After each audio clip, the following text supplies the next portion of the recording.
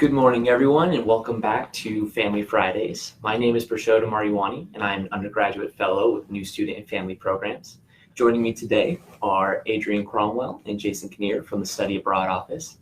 And today we're going to be talking about some study abroad opportunities at UNC and how to get involved with them. We're going to be streaming for about half an hour, and at the very end, we'll be doing some Q&A. So if you have any questions as we go, feel free to just leave some comments and we'll address those at the end. So starting things off pretty general, can you tell us about what it means to study abroad at UNC? Yeah.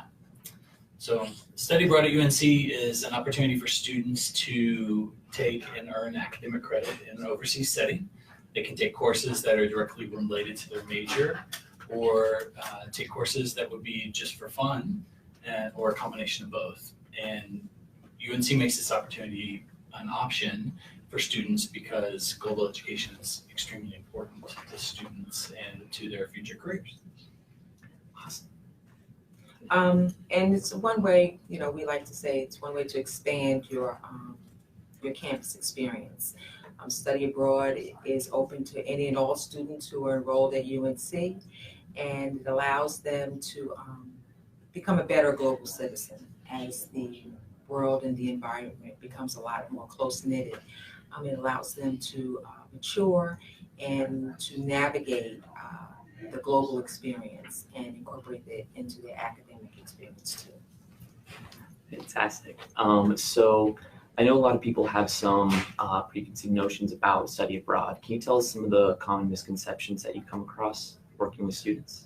Well, one of the major misconceptions we have is the cost. They think that you study abroad is too costly and will not fit into their academic program. Study abroad is affordable. We have a number of programs. We have over 400 different programs, and we have programs that are designed and created to satisfy all needs, both academic as well as financial.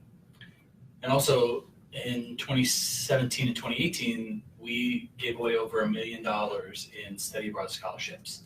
And so students have that opportunity to apply for scholarship money.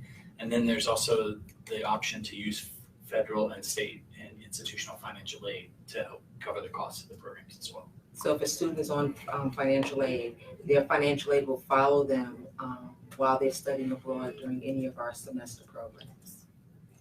That's fantastic. Wow. One of the other major misconceptions is I can't study abroad because I am a specific major, in particular biology. And that is not the case. We have programs that are designed for STEM majors as well as many other majors on campus. So just because you're majoring in a specific area would not prohibit you from studying abroad. That's great to hear. I've definitely heard that a lot before as well. Yeah, and then students also feel that they wouldn't get credit, for the courses that they take while they're studying abroad.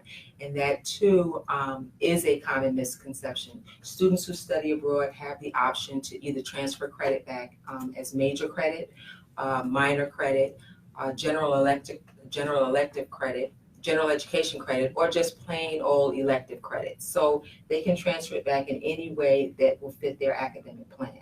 So that does not have to be an obstacle for them either. And we also have a lot of summer programs that offer UNC graded credit that are taught by UNC faculty. So that ensures that the students are going to get courses that are directly applicable to their major when they go overseas. And last but not least, study abroad is a nice add-on to your Carolina experience. You'll find that many students here at UNC are excited about studying abroad, and it is vastly becoming accepted as part of the academic experience while you're here in Carolina. And in fact, most alumni that are surveyed say that it's the one thing they wish they would have done if they didn't do it. Mm-hmm. So. Yeah, I hear a lot that undergrad is the great time to go abroad. Yes. Yes. Don't get a lot of opportunity after you graduate. Yeah, that's definitely true. Yeah. So can we talk a little bit about how UNC's program ranks, I guess, compared to other schools or just even on a global level? Yeah, so UNC is currently ranked 17th in the US in terms of the number of students that they send abroad. We send over 2,200 students abroad annually, and that currently accounts for about 36% of every graduating class. And our goal over the next 5 years is to increase that to give students over 50% of our students going abroad, so that more students have a global experience as part of their resume, future grad student opportunities, things like that. Wow. Yeah, that's awesome. And we currently have over 400 programs on every continent but Antarctica so far. But you know, there are That's programs fair. out That's there, fair. so we could find something for you if you really wanted to study penguins in Antarctica. Yes, yes.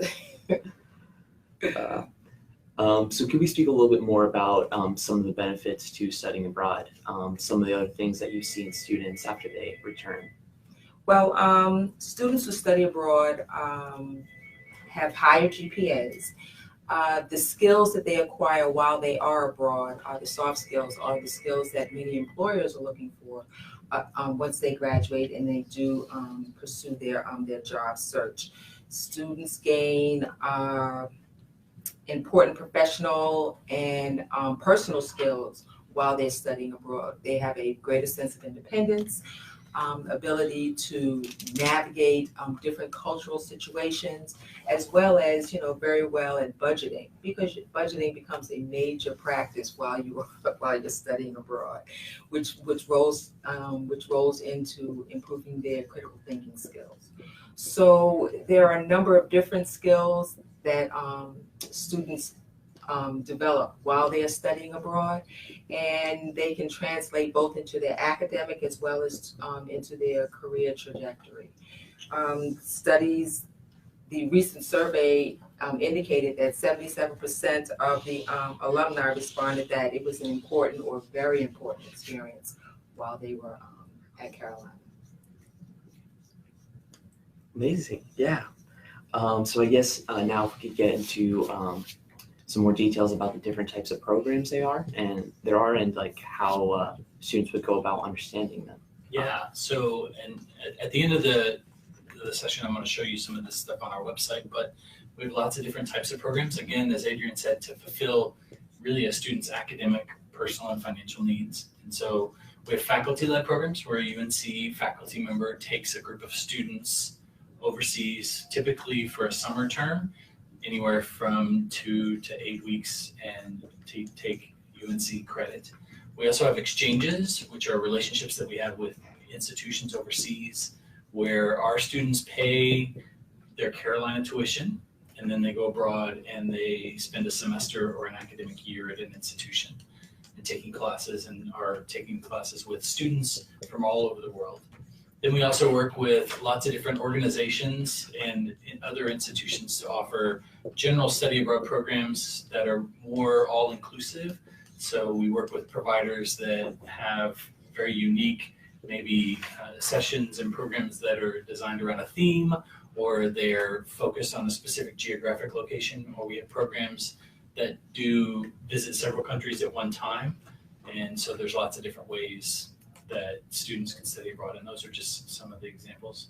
We also have programs that incorporate experiential opportunities, such as service learning and internship options for students, because we know how important those are to students' future professional careers.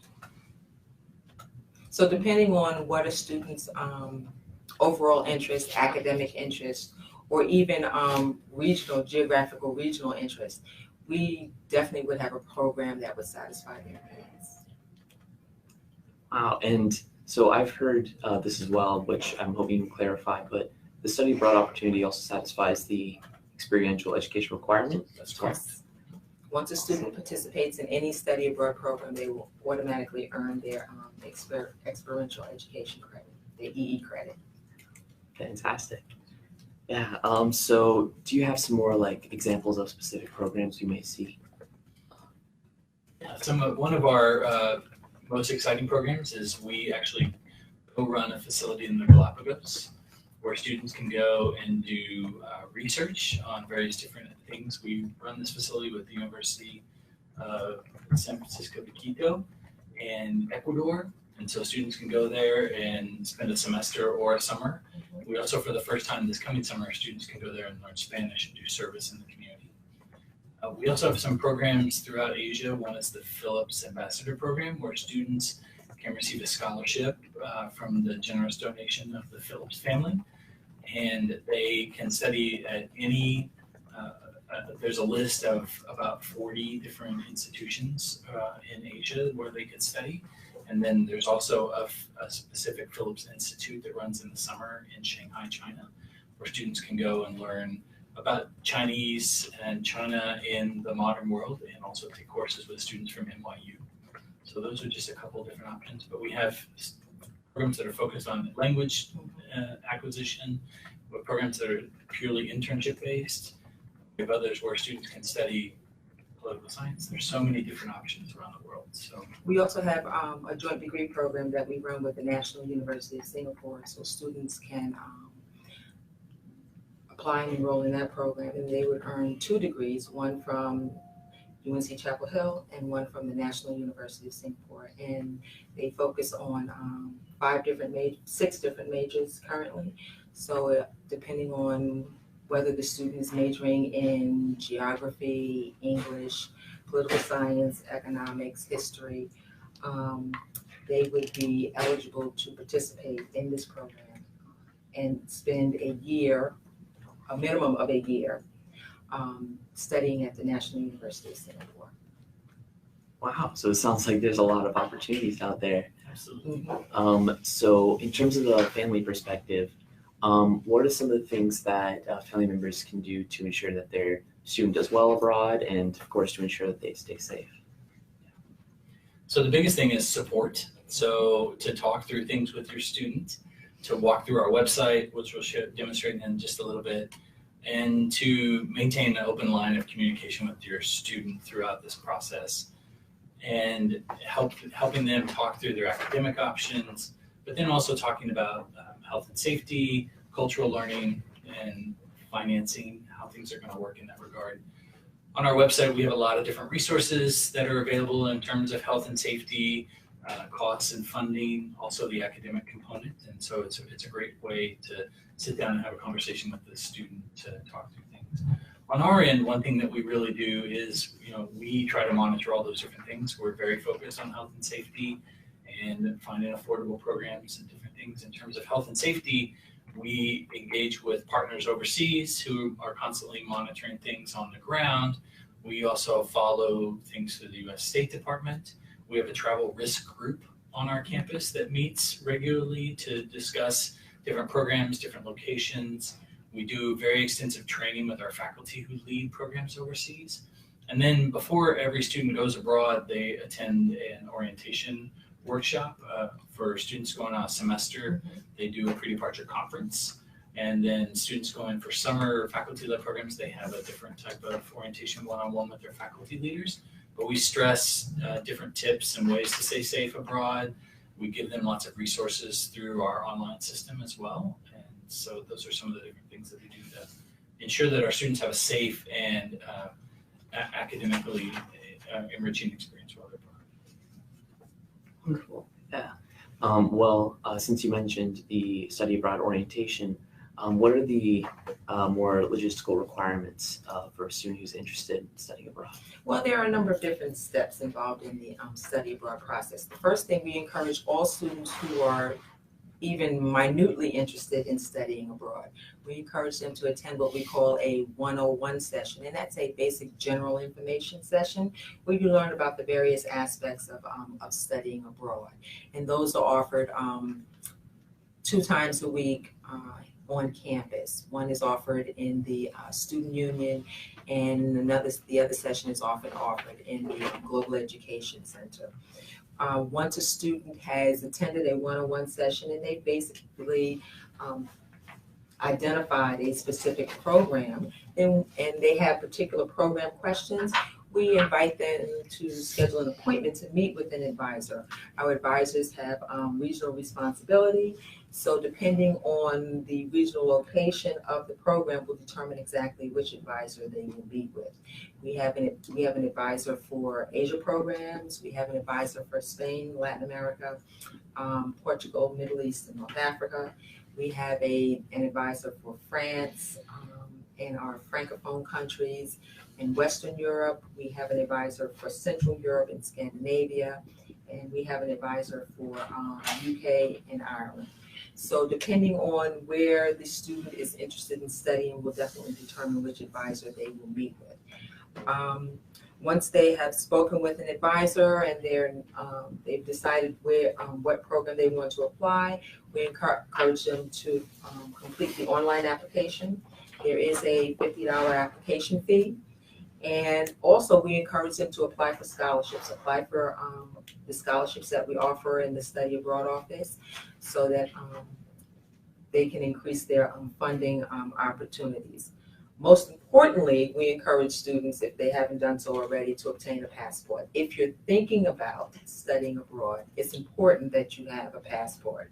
So that would be the first step in this process. If you think you want to study abroad, go and get your passport. The steps are very simple and accessible. So a student should not have any problem getting through the process and applying for a program. Students can start studying abroad after the summer after their freshman year. And we have students that study abroad even the last semester of their senior year. So, study abroad does not have a limitation in terms of when you can study. We have students who study abroad multiple times. They may study abroad in the summer, and they may come back for the fall semester, and then they may go abroad again in the spring, or they may study abroad different semesters in different years. So there's no limit to the number of times that you can study abroad. GPA requirements may vary depending on the program. We have some programs that have a GPA requirement as low as 2.0, and then others that may have a GPA requirement as high as 3.3. So depending on the program will determine exactly what the GPA requirements are. But there are programs available for students with various GPAs. Wow. Yeah. And there's lots of different options, as we said before, and I think one of the questions that came up was whether programs need to be chosen specifically by academic major, and definitely they don't have to. I mean, a student could choose to go abroad to explore a specific place, and then it's a bonus if they get courses. They could just choose to get elective credit. We have some students who go in terms of going to a specific location to seek their family heritage and to explore a specific location, or they may just want to learn a language that's very focused and maybe not completely related to their time here at Carolina. But even when a student studies abroad in a location that's not specific for their major, they'll earn the EE credit and they can earn electives towards their degree. But also and possibly general education credits. Yeah. So there are a number of different ways that they can transfer the credit back so that they can stay on track for graduation. Study abroad does not mean that you would have to spend an extra semester at Carolina. You can study abroad and still graduate on time.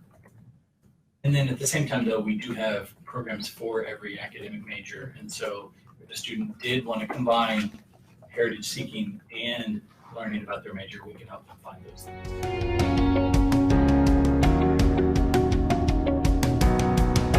Okay, I just wanted to walk you through our website and show you some different resources that we would have available for you. Our website is studyabroad.unc.edu, and we have different sections broken out for students. There's lots of different things in terms of how to get started, how to find programs, resources about costs and funding, academics, and then different things that students need to complete and be mindful of after they're accepted, while they're abroad, and when they return. We also have this section on parents and family about program options, costs and funding, and academics and credit. I wanted to specifically talk briefly about how to find programs and what to look for. So we have some tips here that students could think about in terms of when they look for programs and questions that they could ask, and you could ask these questions with your student as you go through that. And then earlier we talked about types of programs. And so we have a listing here of some of the different types of programs in terms of exchanges, UNC faculty-led options, and then working with third parties. We also realized that, well, while we do have 400 programs, and that's a lot, that may not fit what every student needs. And so a student might find other options that are out there, and they can come with and work with us and do what's called a non-approved program. And there's a process that students could go through. So if they really wanted to go on a program that's not on our website, we can give them those options as well. Another piece that everyone wants to know about is funding and costs. And so we have some different information here about how to pay for study abroad. We have some info about how to read our budget sheets online, how billing and payments work. Every student pays a study abroad fee. And so how does that work and what that entails?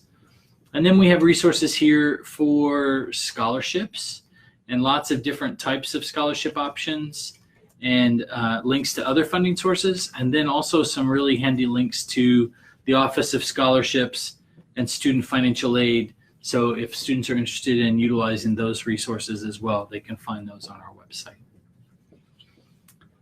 And then going back to looking for programs, we have a program search.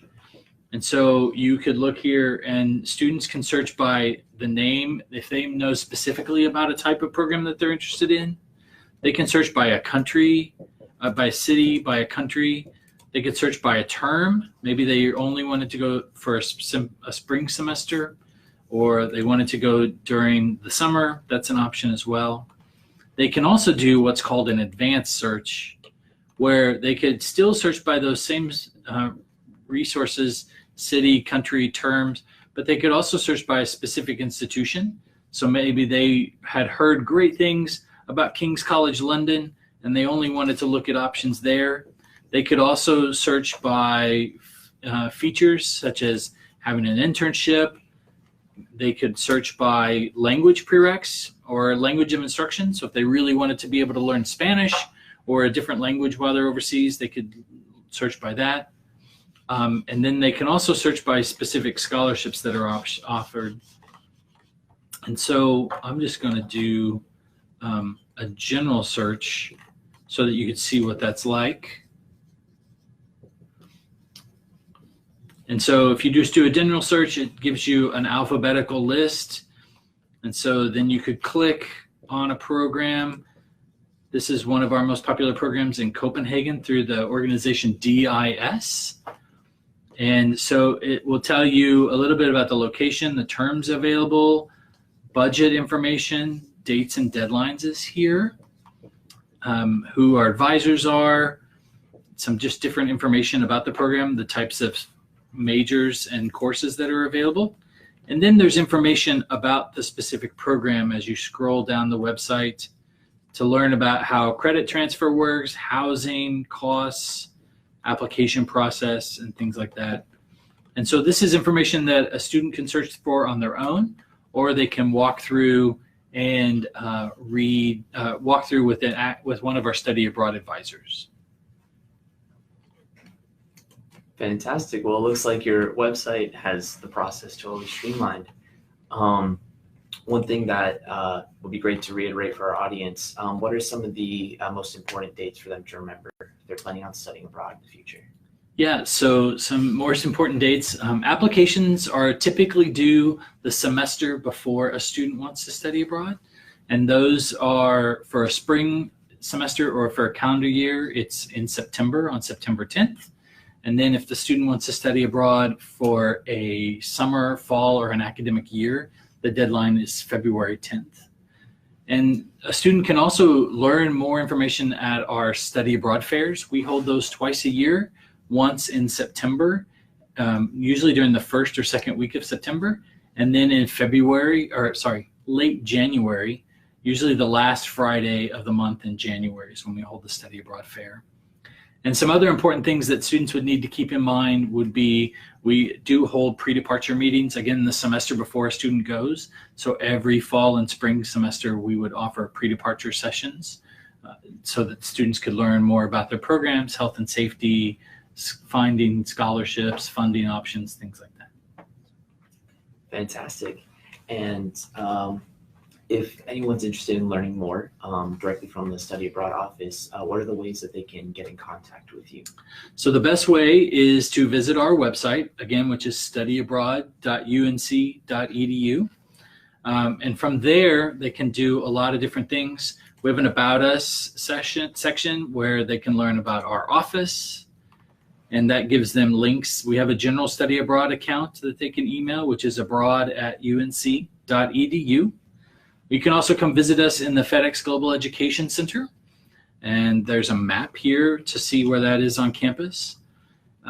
They can also find us on Twitter, Facebook, Instagram, and LinkedIn, which are all linked here on our website if they want to do that.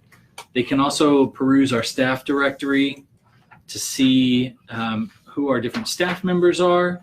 And then we also have an events calendar.